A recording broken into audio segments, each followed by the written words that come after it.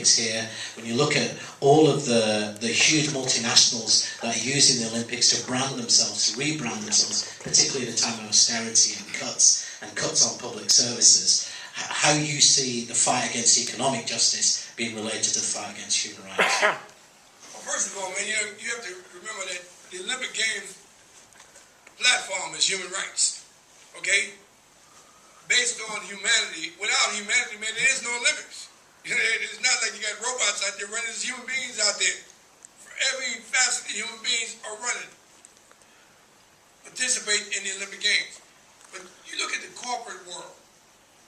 The corporate world looks at everything in terms of dollars and cents.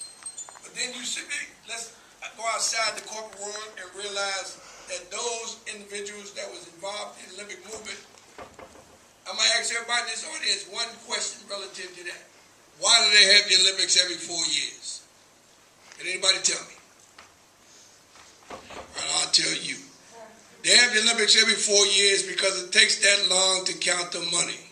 You're laughing, but it's the truth. It takes 4 years for them to count up the money. By the time they get through counting the last dollar, it's time to rock and roll again.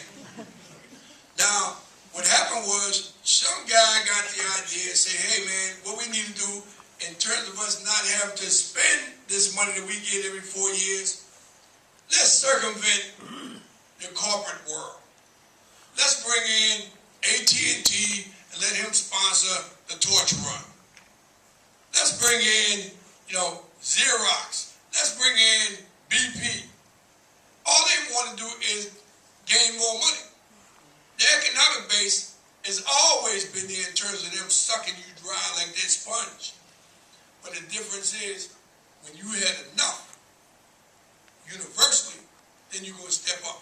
When these kids start to realize, just like in the university, the college system, when they realize, man, I've been going to college for 4 years.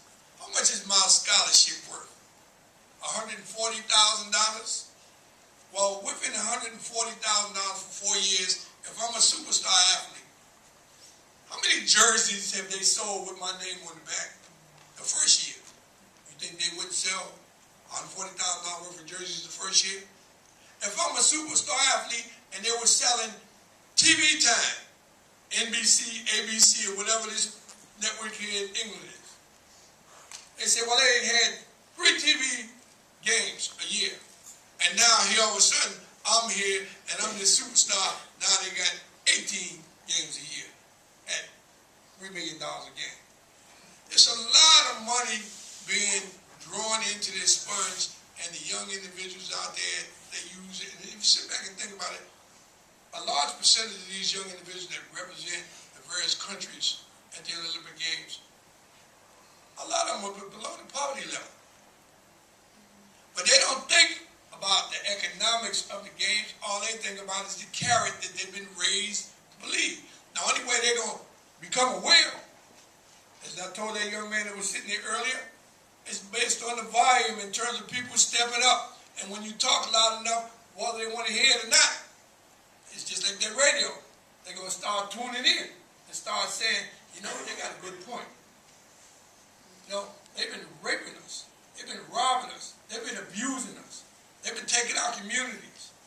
They've been taking our names and putting them all over the world. Let me show you what they do in the United States. There's some girls called the Tiger Bells from Tennessee State University. Woman Rudolph, all of them. In 2000,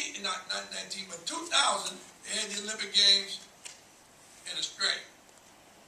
They decided that when they had the United States Olympic trials, well, let's go get these Tiger Bell girls and put their pictures all over the city. Get everybody psyched up, we good glory, we doing it for the Tiger Bells, this, that, and the other. And then when the Tiger Bells came to town, they gave them some general admission tickets and told them to go get in line to go get in the stadium. Now, how does that look with the spectators when they at the general admission line going in, and they look over and say, aren't you Wild Matthias? Wasn't you the first woman to win 2 gold medals back to back? How does that look to Wild Matthias? Or, for instance, Rayford Johnson. Rayford Johnson is probably one of the greatest Olympians of all time. They had have Reverend Johnson there lighting the Olympic torch around the world. And I go to the VIP gate, and I see Reverend Johnson coming out looking like a dog with his tail between his legs, with his head down. I said, Reverend, where you going? Well, they told me I can't get in the VIP gate. Well, I said, hell, Reverend, if you can't get in the VIP gate, who can? Well, John, I don't want to make any trouble. I don't want to offend my offender. My oppressor, I don't want to do it. Come on, Reverend, don't leave. So what I'm saying is, man, you have to wake enough people up to make them feel what you feeling. I have fire in me, man. When I give my speech or when I give my lecture, you can feel the fire coming out of me. And you got to light the fire in other people. It's just like when I went to San Jose State. I always look at the guys and say, those guys at San Jose State was like a bomb. You know what my role was? I was the wick bringing the heat to the bomb. You got to have everybody on the same page and say, man, we're willing to stand up and deal with this and let the world know. Ain't about, you know, the greatest thing with Dr. King? When Dr. King did his thing, the United States saw it. Malcolm X did his thing, the United States saw it. Paul Robeson did his thing, the United States saw it. Tommy Smith, Peter Norman, and John Carlos did his thing, the world saw it. Spontaneous. When we did our thing, the first thing you have to take into account, why did everybody go into a nosedive? First of all, it was shock treatment. It was right up in their face, up close. They couldn't deny it. The United States couldn't mask it. They couldn't hide it. Because just like they had those people in the stadium that saw it, this was the first time that the Olympic Games was televised on a universal basis. So just like the people in the stadium saw it, everybody home around the world was on their TV and saw it too. Now the difference is, a lot of people went into shock about it. A lot of people turned into a negative sense about it. Why they turned into a negative sense? Because when you sit back and think about what press did they have out there at that particular time?